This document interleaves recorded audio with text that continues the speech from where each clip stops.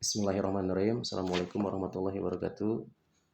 Nama saya Hendra Firmansyah, NPM saya 2212211047.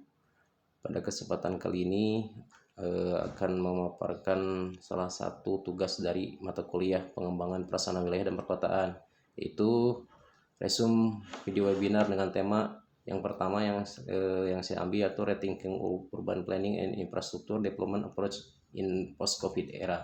Yang kedua yaitu pengembangan infrastruktur transportasi dan problematikanya di Indonesia.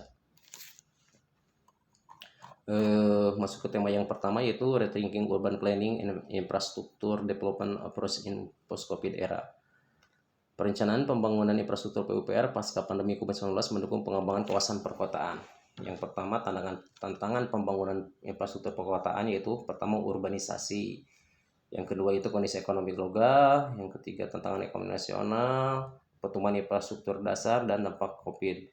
Urbanisasi secara nasional maupun global terjadi di seluruh dunia. Urbanisasi tidak bisa dihindari tetapi harus dikelola dengan menyediakan infrastruktur yang layak maupun infrastruktur yang cukup baik secara kualitas maupun kuantitas. Pengelolaan urbanisasi yang efektif dan efisien akan memberikan manfaat bagi pertumbuhan ekonomi nasional.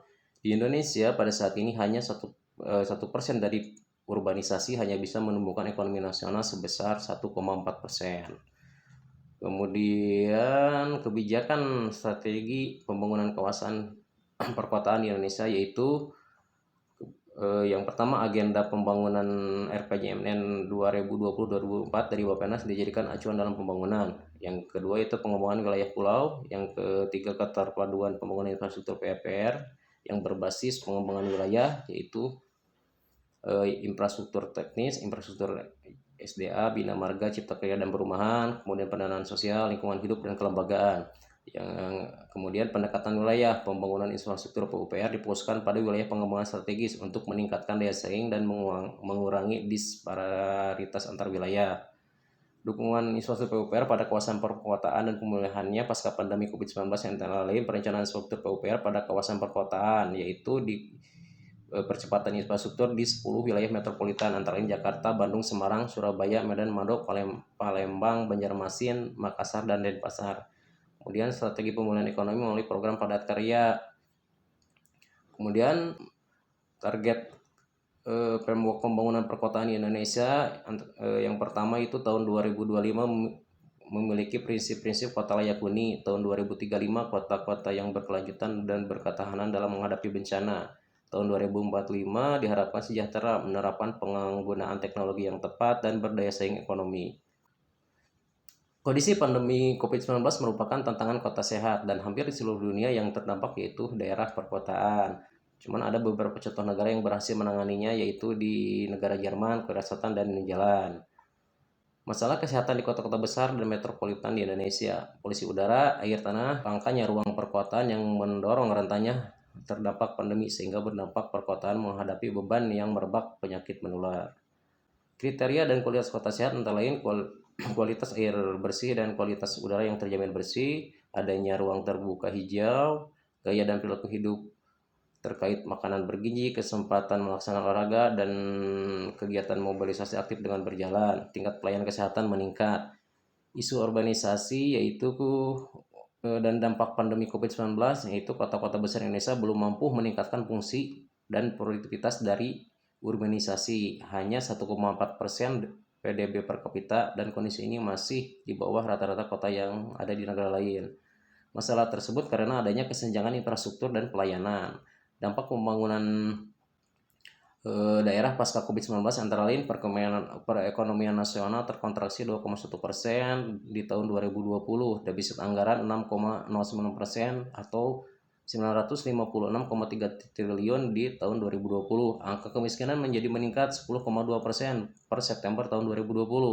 Tingkat pengangguran meningkat menjadi 7,07% di kuartal ketiga pada tahun 2020. Rekomposisi anggaran di 2021 untuk mendukung vaksinasi dan pemulihan ekonomi nasional sebesar 7,67%. Kota pasca pandemi akan menjadi lebih timpang tanpa upaya yang berarti dari seluruh pihak untuk mewujudkan perkotaan yang lebih inklusif dan berkelanjutan. Beberapa inovasi yang dikembangkan yaitu Smart City, tetapi harus diingat bahwa Smart City bukan tujuan, melainkan proses untuk membentuk atau mewujudkan perkotaan yang berkelanjutan.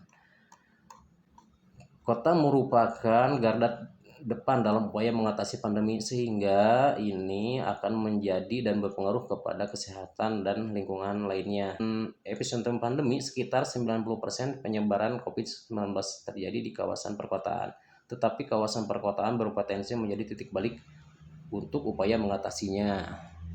Struktur kota pasca pandemi yang direkomendasikan adalah komposit model, gabungan antara klasikal monocentric model, urban village model, dan polycentric model, di mana terdapat berbagai sub-pusat orang, yaitu bisa tinggal dan bekerja dalam suasana kota kecil, yang menyediakan layanan permukiman memadai secara efisien, namun tetap harus terkoneksi dengan sebuah pusat untuk efisiensi infrastruktur makro seperti bandara, pelabuhan, dan terminal.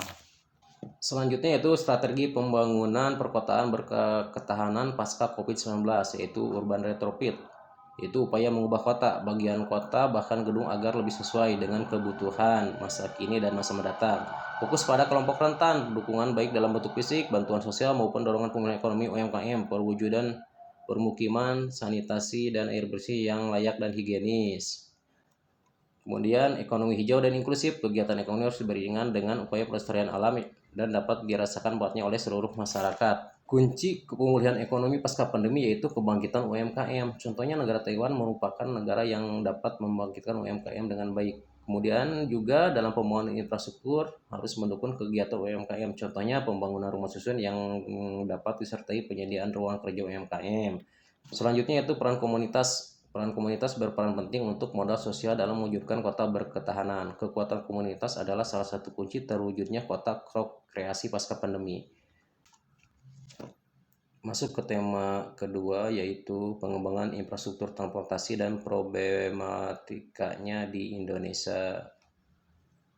Transportasi adalah kunci membangun negeri. Perlu sarana dan prasarana untuk mendukung sistem transportasi. Kita harus memiliki angkutan umum yang massal dan ramah lingkungan, aman serta nyaman.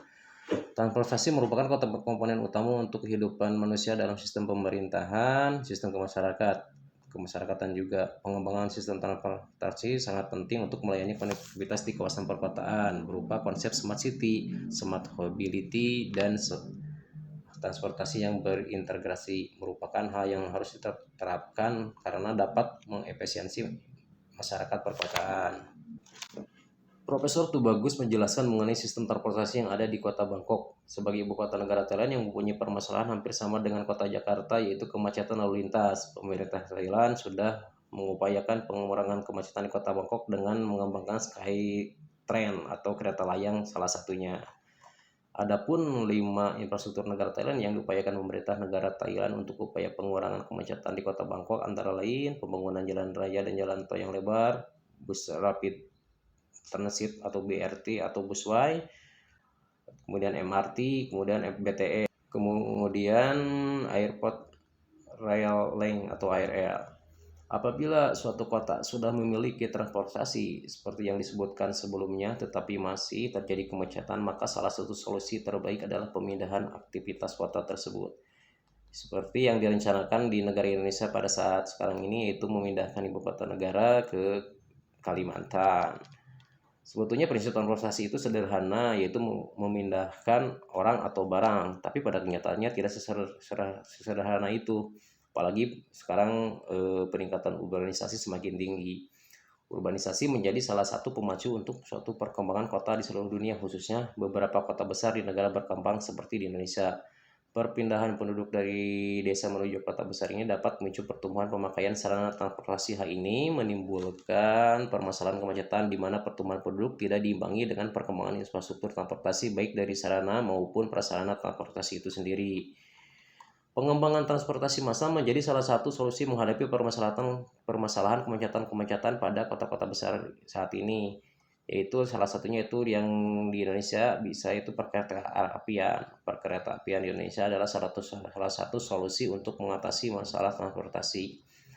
PT Inka sebagai penyedia moda transportasi mempunyai tantangan industri perkereta apian di negara Indonesia, antara lain tantangannya itu ketidakpastian order dari kurangnya anggaran pemerintah, produk yang custom dari banyak keinginan customer menjadi suatu hambatan produksi.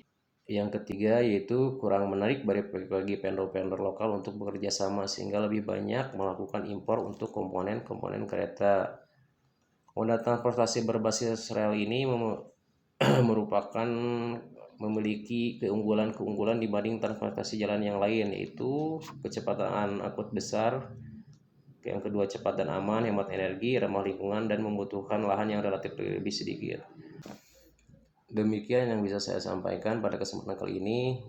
Untuk kekurangannya saya mohon maaf. Wassalamualaikum warahmatullahi wabarakatuh.